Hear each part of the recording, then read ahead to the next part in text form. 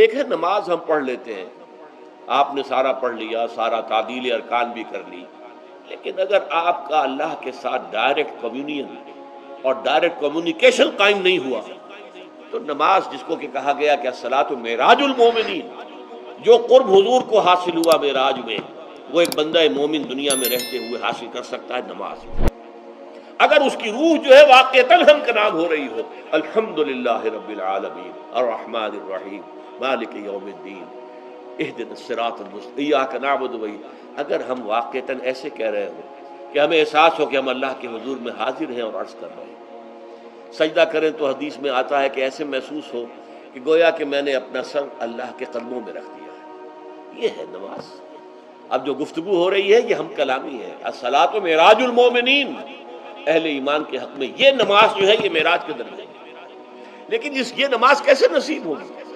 اگر روح سوئی ہوئی ہے، دبی ہوئی ہے، پسی ہوئی ہے، مزمحل ہے یا مردہ ہے؟ یہ نماز کیسے حاصل ہوگی؟ چاہے آپ پانچوں وقت کی نماز پڑھ رہے ہوں، چاہے آپ نے ہیبٹ بنا لیا ہو نماز کو،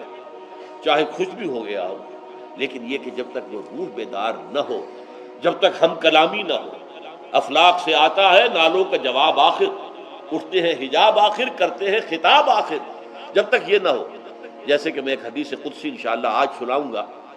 سورہ فاتحہ کے ضمن میں، کہ اللہ تعالیٰ کے سامنے جب کھڑا ہو کر انسان جب کہتا ہے انی وجہت وجہی للذی فطر السماوات والارض حنیفا، دائیں بائیں سے بالکل اپنا تعلق کاٹ کر میں نے اپنا رخ کر لیا ہے اس اللہ کی طرف جس نے آسمانوں اور زمین کو پیدا کیا۔ اب یہ توجہ وجہ تو اگر یہ تو ہے چہرہ تو ہم نے کر دیا خانہ کعبہ کی طرف، اندر سے ہماری روح متوجہ نہیں ہوئی، وہ سوئی پڑی ہوئی، اسے پتہ ہی کچھ نہیں کہ کیا ہو رہا ہے، تو اس صورت میں وہ کیا ہے؟ ظاہری بات تو پوری ہو گئی، نماز کا ثواب ہو جائے گا، فرض کی ادائیگی کا ثواب مل جائے گا، لیکن وہ اصل نماز تو حاصل نہیں ہوئی۔ یہ ہے وہ بات کہ وَإِذَا سَأَلَكَ عِبَادِي عَنِّي فَإِنِّي قَرِيبٌ، اے نبی جب میرے بندوں کی روحیں بیدار ہو جائیں، توانا ہو جائیں، حیات تازہ سے وہ ہم کنار ہو جائیں، اور پھر وہ میرے بارے میں پوچھیں، وہ میرا تقرب حاصل کرنا چاہتے ہیں، تو آپ سے پوچھیں تو کہیے میں قریب ہوں، اجیب دعوت الداع اذا دعان، یہ ہے وہ دعا،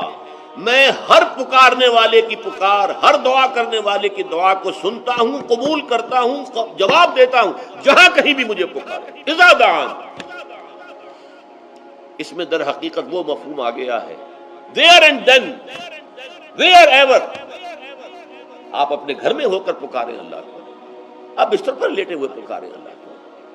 الذین یذکرون اللہ قیاما وقعودا وعلی جنوبہم، ہاں ٹھیک ہے بعض مقامات بعض اوقات قبول دعا کے لیے زیادہ سازگار ہے، حرم میں جا کر دعا مانگی جائے، اور منا میں عرفات میں خاص طور پر، جبل رحمت پر خاص طور پر، ملتزم جو ہے کعبے کا اس پر خاص طور پر، وہ ایام بھی ہے خاص، لیکن یہ نہیں ہے کہ بقیہ دنوں میں آپ کے اور اللہ کے درمیان کو بڑا فاصلہ ہے۔ یہ سارا دنیا میں مشرکانہ نظاموں نے تصور پیدا کیا، اللہ تو دور ہے دور ہے دور ہے دور ہے، پاک ہے پاک ہے پاک، تم ناپاک ہو ناپاک ہو ناپاک ہو، اور تم تو بڑی پستی میں پڑے ہو، تم اللہ سے براہ راست ہم کلام نہیں ہو سکتے۔ کوئی درمیانی چاہیے، کوئی لنکس چاہیے،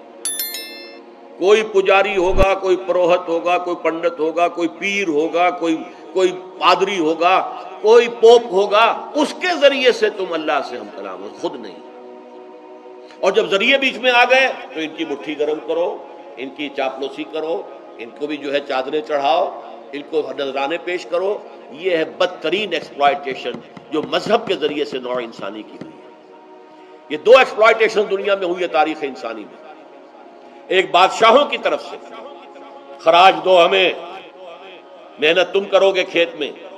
آدھا حصہ ہمارے پاس آئے گا، ہم عیش کریں گے،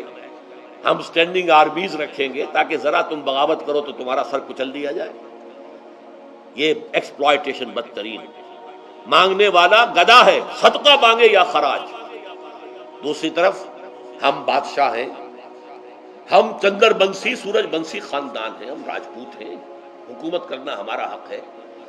اور یہ پنڈت پروہت جو ہے وہ بھی کہیں گے کہ ٹھیک ہے نصف لی و نصف لک وہذا قوم جاہلون، یہ عوام جو ہے ان کا خون چوسو، ہمیں یہ نذرانے پیش کریں، بتوں کو آ کے چڑھاوے چڑھائیں اور تمہیں خراج دیں اور ٹیکس دیں۔ They are to be exploited, exploit ہوگا۔ اسلام نے آ کر دونوں کا خاتمہ کیا، کوئی ملوکیت نہیں۔